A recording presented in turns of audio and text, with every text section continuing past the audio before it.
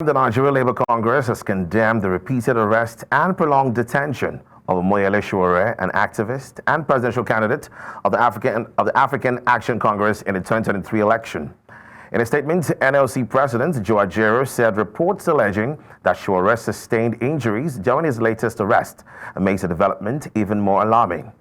Ajaero said if Sowore had offended any political figure or violated the law, the authorities should take the matter to court rather than resort to harassment, wondering the number of times Sowore had been arrested this year. Now, our correspondent, Sagir Ibrahim, who has been monitoring the situation, now joins us. Also joining is the National Secretary, Youth Rights Campaign, Francis Nwapa. Gentlemen, thank you so much for joining. I'll start off with you, Sagir. Sagir, what exactly did the police say about Sowore's detention? Well, earlier, CP Ibrahim, the Commissioner of Police in charge of the Special Intervention Squad, had addressed a number of journalists and also demonstrators who were here at the force headquarters. As a matter of fact, if you look behind me, just behind me, after the vehicles parked here currently, you see that some of them are still, in fact, here present. Months insisting that the Revolution Now leader must be released. Ibrahim, of course, CP, mentioned to them that the orders right now is not to detain him unconstitutionally, but rather it was as a result of something that had happened. Omoyele Sowore was invited to the police office, and then the allegations were leveled against. Then he refused to write a statement according to what CP Ibrahim had mentioned, even though he was there with his lawyers present at the occasion. He said that this was what led to the arrest warrants to be leveled. Of course, information followed. He also mentioned that should any of the protesters or demonstrators or members of the media want to see the situation or his state of at the moment, we were welcome to follow the police to the location. We also ascertained that for ourselves. And that, of course, led us to the location where Omoyele Sowore. We saw the developments that happened, the bandage on his right arm, and currently what the situation is. Back to you in the studio. Yeah, you talked about the bandage on his hand. Can you tell us how Sowore looked and, how he appeared during the visit physically, and how is he even emotionally? Yes.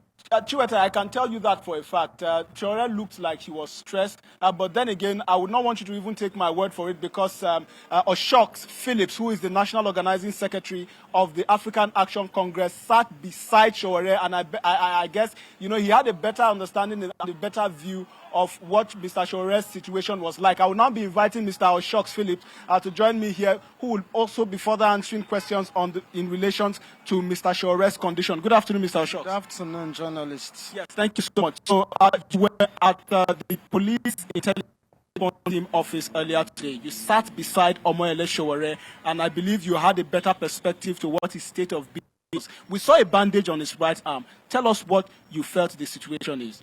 Yeah, this is different from what we know it to be. This is not the first time when you go through the has been brutalized not once, not twice. There was a time he was even shot at. He was shot to his lap by somebody Altini. The second, his nose was broken, the marks are still there, and this is another where his arm is being broken. We gave this information to the media yesterday, and then there were doubts within the media space, but we know for a fact that this was really true. And today we came and we had two demands. Number one, tell us where he is, because for us he was kidnapped from the FID where we had the last sight of him, because we followed him into the yesterday. We honored the invitation, and then we're asking, where is he? For 24 hours we've not seen him. He must have been kidnapped. All right, let's move over now to Francis Nwapa. Francis, can you hear me? Yes, I can hear you clearly. Thank you. Thank you so much for joining us. So tell us, what's your take on the situation of things with Sowore? You saw the fact that he has a bandage on his hand. I'm yet to even, I would have loved to ask Sagir to find out if the police has said anything about or explain what is a bandage on Sowore's right hand. But then again, do you believe the charges against Omoyele Sowore violate the Nigerian Constitution, particularly sections on freedom of expression and assembly? Yeah, thank you so much. The arrests and the detention of Omoyele Sowore is an abuse of power, an abuse of office by a power-drunk Inspector General of Police who has decided to seek personal vendetta using the office of the Inspector General of Police and the police as an institution to seek is to resolve his personal grievances with Omoyele Sowore. And this is not, something that started today. I will draw you back that, to 2024, that today, 9th of August, 8th of August, coincides with the End Bad Governance protest we had, last year. And it was this same IG who supervised the killing of protesters. Over 40 protesters were reported to have been killed across the nation. Over 30 young people, minors, were arrested and detained for over 90 days under this same Inspector General of Police. This is the same Inspector General of Police who is trying Michael Adaramoye, Lenin, and 10 other protesters on the charges of treason for protesting and demanding an end to hunger. Under this same Inspector General of Police, there have been a series of arrests, detention of journalists and protesters, activists across the nation. And so you wonder why this level of impunity, that have pervaded the Nigerian police under this Inspector General of Police. And so it's a gross violation of Sowore's right. Arresting him for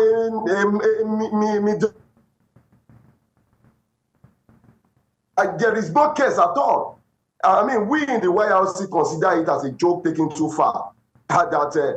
Someone says, insult me, you did not insult me. Then you invite the person to the to your station, and the person came, and the next thing is for you to detain the person, lock up the person, and broke the person's arm.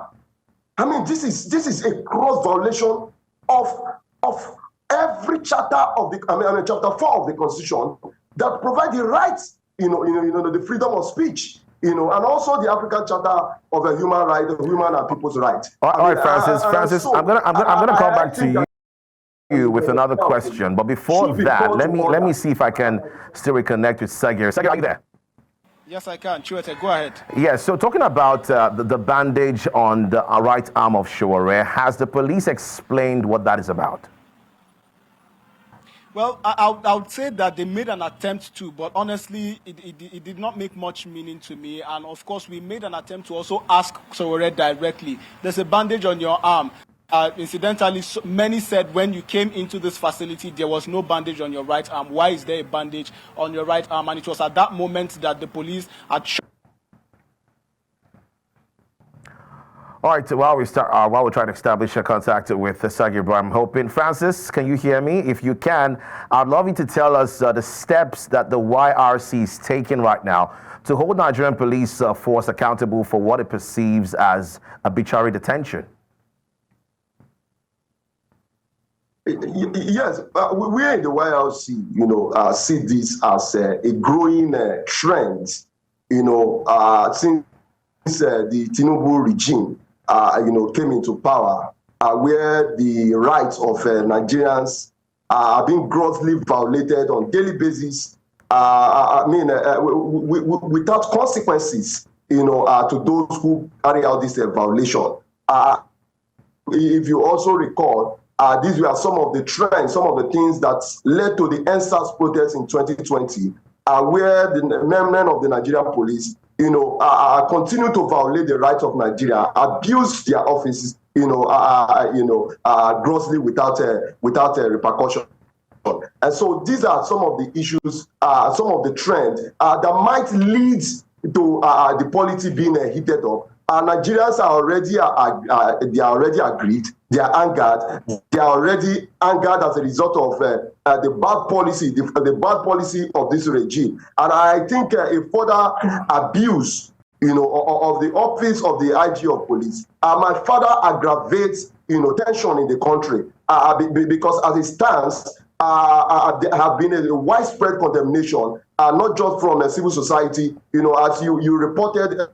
The Nigerian Labour Congress, came out fully, and I appreciate the Nigerian Labour Congress, the leadership of the Nigerian Labour Congress, coming out frontally, to condemn this act of impunity, coming from the Nigerian, and of course, the Amnesty International and other civil society organizations and well-meaning Nigerians who love freedom, who appreciate democratic norms are coming out to condemn this act, and we must continue to condemn this act. All Nigerians must continue to condemn this act because it is Sowore today. It might happen to any other person. Up to today, a lot of young persons are missing under this same. All right. Thank you so much. Thank you so much, Francis Nwapa, for your time, and we hope we can join us again some more conversations like this.